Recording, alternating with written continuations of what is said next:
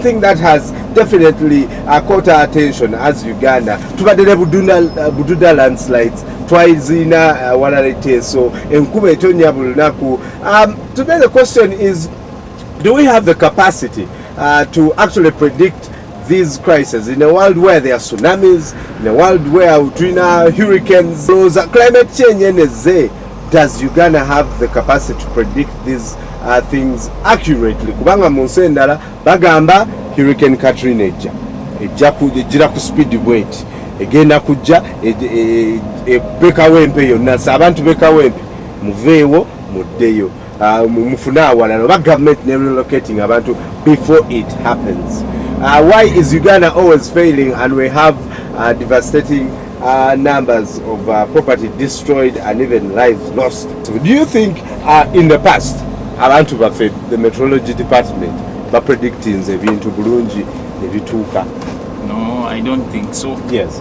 I think Uganda, the technology is still so low. The machines, the instruments used to detect, I don't think we have them. So I don't think we can always perfectly predict what is going to happen. Right. Yes. Gwe bakugamba nti enkuba ejja okikkiriza oba ogamba every day bibaddewo ebityo, so it's okay, I'll stay. Sikikkiriza lwa nsonga ebintu byakyuka kati.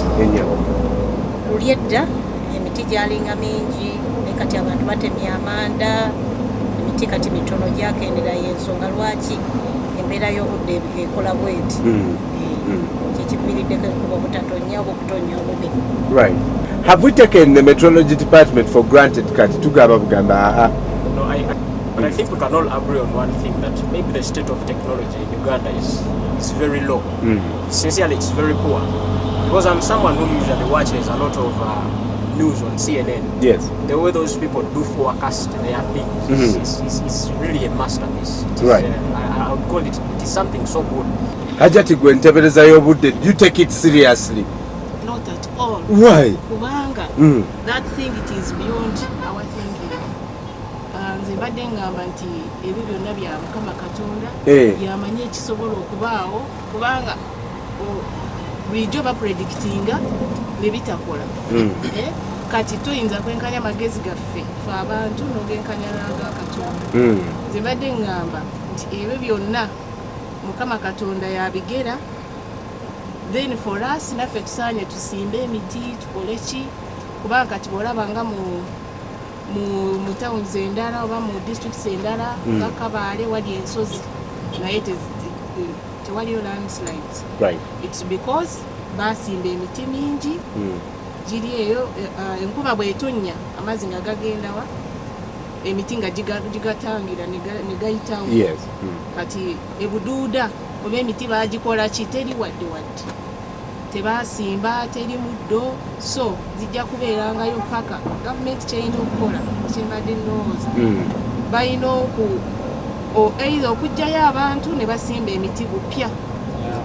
Nze mbadde ndowoozanga nti oba Uganda yaffe yenfu teyisobola kugula byuma, kubanga bagenda ne batugamba omusana gugenda kwaka ate enkuba n'etonnya, ne batugamba enkuba egenda kutonnya omusana ne gutooca. Kati simanyi oba abedda be baali basobola okugula ebyuma ebisobola okulaba obulungi. Tuwulirangako gavumenti ya kaakati yaguze ebyuma ebigenda okugira ku nteebereza y'obudde. Can you tell nti enkuba egenda kutonnya without even listening to a report okuva omusajja are reporting on weather? Weather? Yes, because we are told some people are able to do that. Weather wekisinziira ku in case oba eggulu nga waliwo bw'eraga nti enkuba egenda tonya, you can osobola okukiraba nti enkuba egenda tonya, libeera nga likutteko waggulu nga lireese ebintu bya brown, obanga wind waliwo ate oluusi wind lwejja ng'ebadde ekutte enkuba neeyita, ate waliwo bwe likwata n'olabira ddala ng'enkuba egenda kutonya.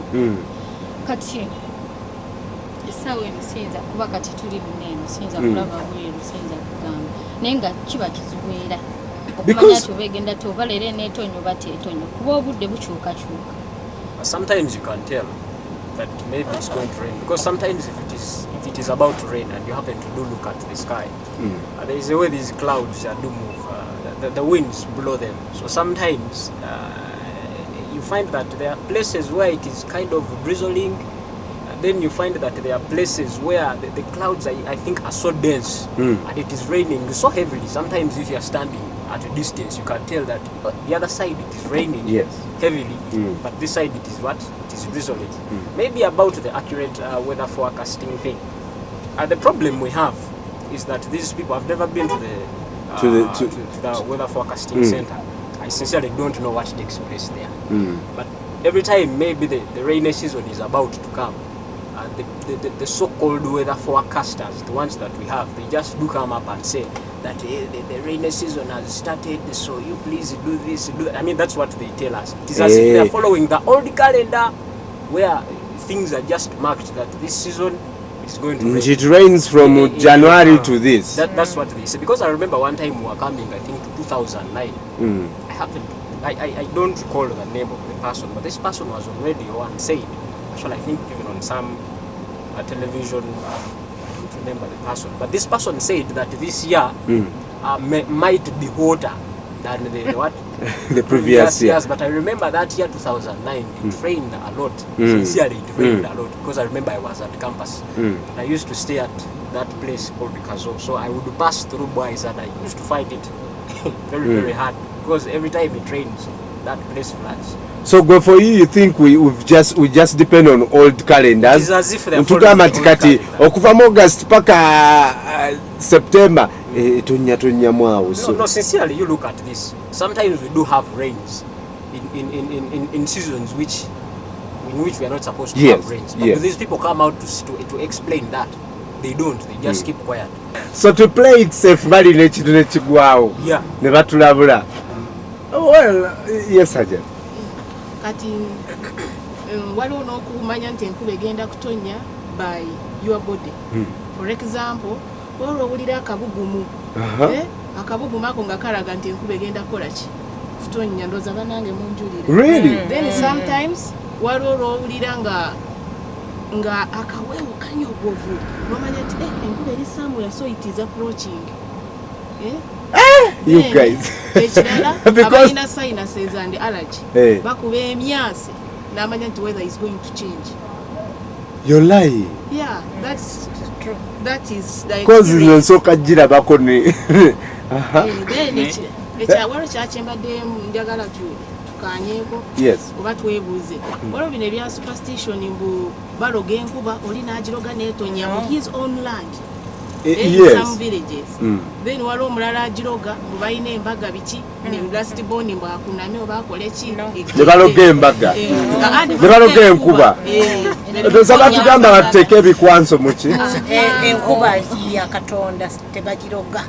Yeah, but they showed the man on TV. Katonda bw'abasazeewo. Katonda bw'abasazeewo. Etonya kababa balombe balina olyenkana litya era amatafaali gonna gonooneka Katonda asazeewo enkuba tebagiroga. Sebo kulidoga abaloga ekwali olabyeko omulozi w'enkuba abalombe enkuba bagirogera ddala bulungi nnyo era ogenda okulaba bayinza okukunamira ebitooke ng'ebyo ne babiwalampa ne bakola ki ogenda okulaba ng'enkuba egenze naye by 2009 it was reported that 150 of Uganda's 600 weather sensors were working well.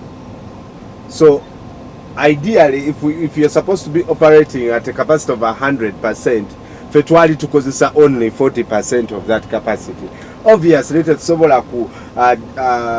predicting the weather accurately. In 1977, agrometeorological stations to support agricultural production in Uganda were established, and the Department of Meteorology, which was responsible for establishing and maintaining this climate, was also birthed. Now, the key sectors served by the Department of Meteorology include transport, and that is mainly aviation in Nyonyi. Bakugamba nti it's going to rain, tekako abagudi abamu batekako autopilot oba nayambuka waggulu ddala mu bire waggulu so that he avoids the storm. So Department of Meteorology is also very important.